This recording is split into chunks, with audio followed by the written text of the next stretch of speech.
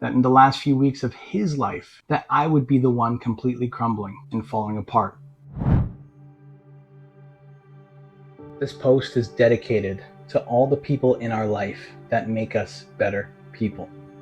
And for me, that person is a long list of individuals that have helped me out throughout the years. From my mom, my dad, my sister, my girlfriend, my daughter, along with my coaches, mentors, students, close friends, and clients. Everybody's contributed to making me a better person today.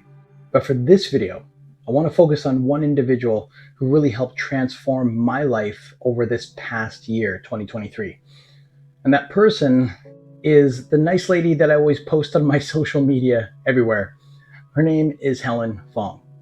Helen has no idea that I'm making this video in contribution to her. But I wanted to do this because it's a special story of how she helped me overcome one of the most difficult parts of my life over this past year. To help you understand better, let me share with you a quick story. In the summer of 2021, I got a phone call from my mom. My mom, sad, upset, distraught, tells me with fear in her voice that my dad was diagnosed with pancreatic cancer. The moment she told me that on the phone, I felt completely shocked. Remembering that conversation, there was a moment where I literally felt like my heart just stopped for about a good 5 seconds. My brain started racing in thinking, what can I do? How can I help? What has to be done to help him get better?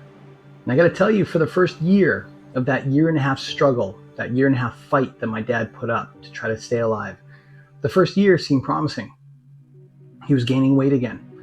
He was eating normal when there was a period of time that he wasn't. He was taking his chemotherapy treatments. He was doing just about everything that he could to make himself well again. And for the first year, we thought, hey, you know what? He's going to pull through. Everything's going to be okay. But during the last 6 months, things really took a downturn. He went from eating to all of a sudden losing his appetite. From feeling normal one day to waking up in the middle of the night in sheer pain. And his body just shutting down, screaming, yelling. With my mom making multiple calls to 911 to send him back to the hospital for treatment. I thought for the first year I could handle this. I thought, no matter what happens, I'll stay strong. Because I have to. I gotta stay strong for my mom, for my dad, for everybody that's around us. And I was not expecting that in the last few weeks of his life, that I would be the one completely crumbling and falling apart. But I was. I remember one day, just a regular Monday evening, getting ready to teach my fitness class in Richmond, alongside my assistant instructor and good friend, Mr. Scott. We're in the waiting room, waiting to run the class. And there's about 20 minutes before we start our event. Normally, it would be a 20-minute chat, hangout time, a chance to just connect with Scott and talk to him. But during that wait period, before running class, I was apparently staring at the wall. And after about 20 minutes, Scott looks over, turns to me and says, "Allan, are you okay? You haven't said anything to me in 20 minutes, and you've just been staring at that one spot on the wall the whole time. What's going on?" Well, it was in that moment that I opened up to Scott and told him, "Hey man, I am having a hard time dealing with this, and I never thought I'd be this much of a wreck, but I am. Everywhere I look, I see my dad. Every thought I have, it involves my father. I can't get over how much pain he's going through, and worst of all, I can't get over the feeling of being helpless because I can't do anything to help him, but I really want to." Scott understood my situation, and he'd never seen me like this before.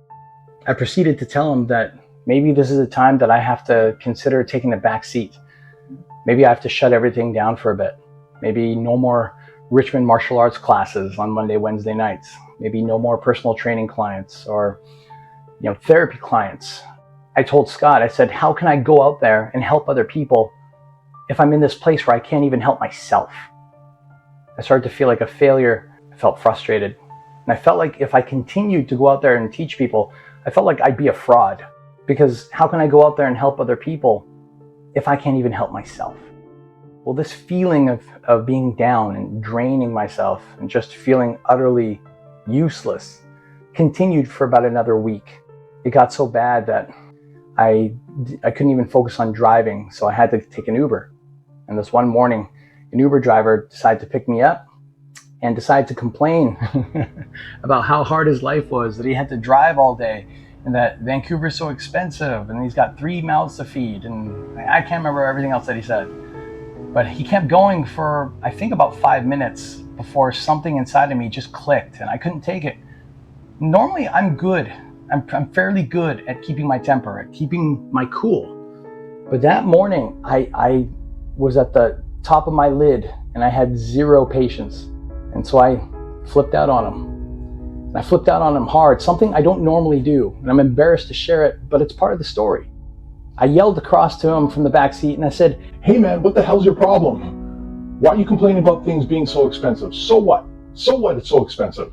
You're still healthy, obviously. You got the energy to sit here and drive me while yelling and complaining the whole time. You just told me that you have 3 kids, all of them at home, healthy. You have a wife that's healthy. Your family is still there. You got someone to go home to.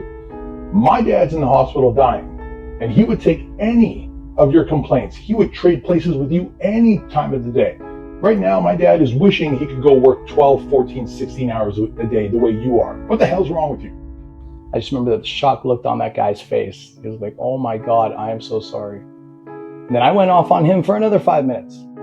Mr. Uber driver, if you ever see this video and you remember me, I'm sorry, man. But that's what I was going through. So I'm sharing that because it's a reminder I was not myself. And this continued on until close to Christmas time when I'm working with Helen and she can tell that I am just a mess. I'm not listening to what she's telling me. We're not getting anything done. I'm trying my best, but I am really mentally just out of shape.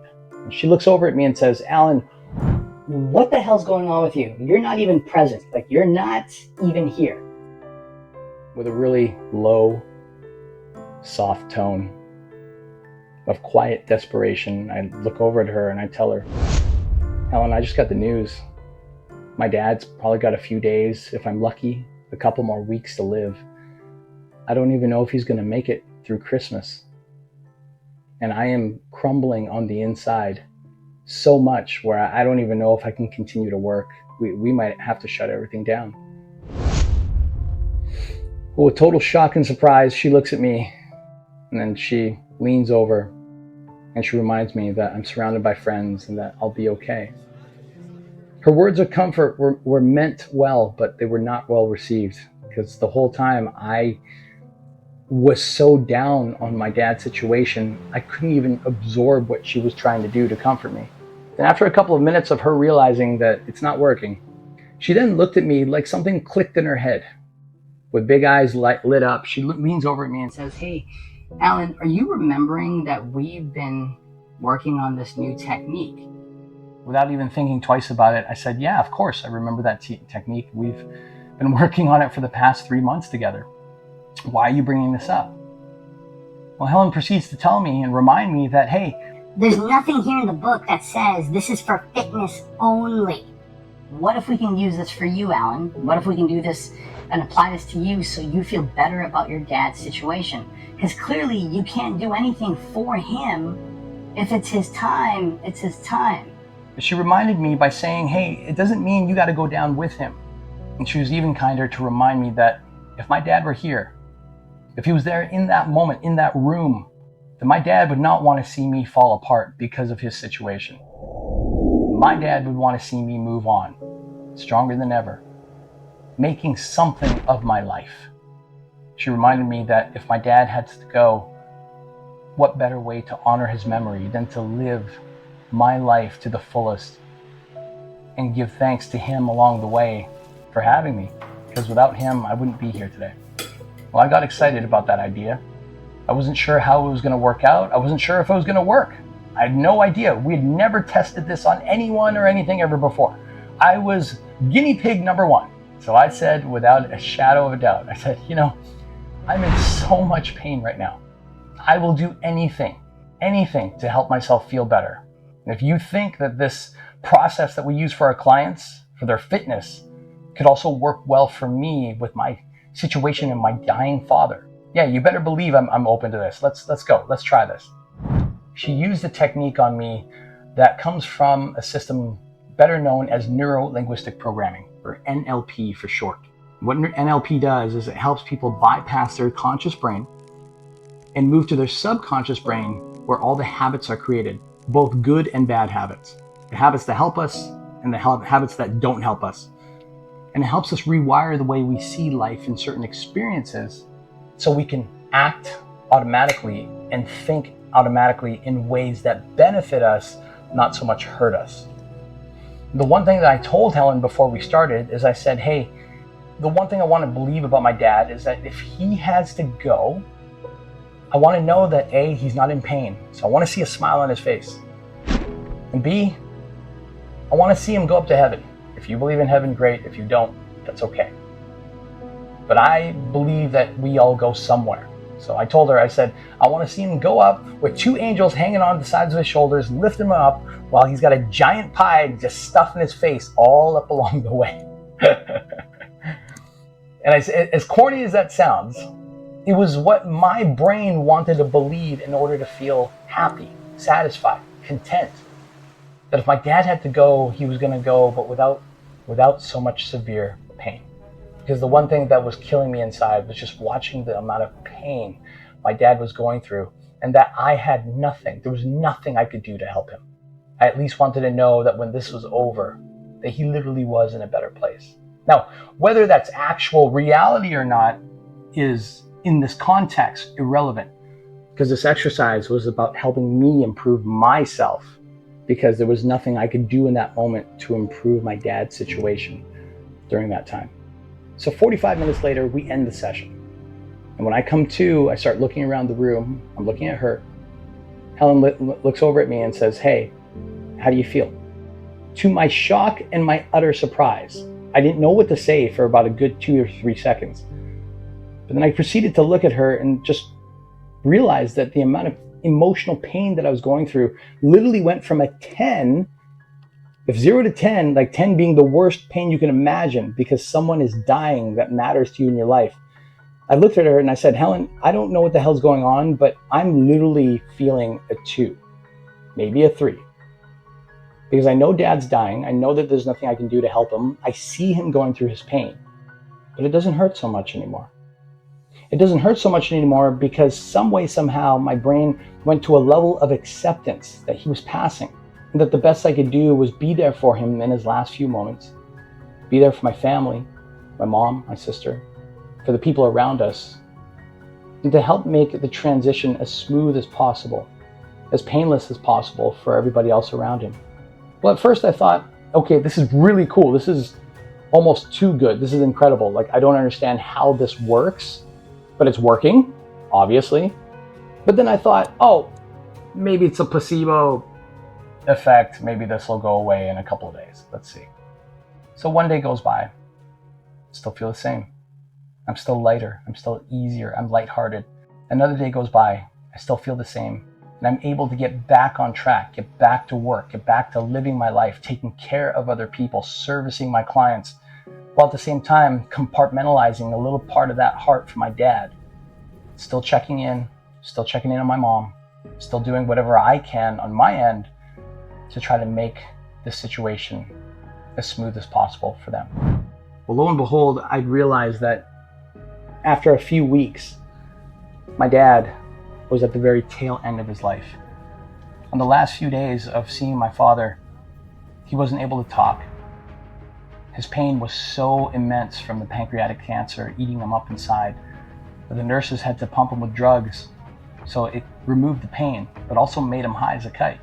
And while everybody else was tearing up, falling apart all around us, right, and rightfully so, it was a testament to Helen's work because I was able to be there. I was able to shed a few tears, but I wasn't losing control of myself. I was able to be present in that moment and feel a level of acceptance for my father, which I didn't have weeks or months before. And with that level of acceptance came a new understanding and a new level of appreciation for my dad and a love for spending those last few days with him.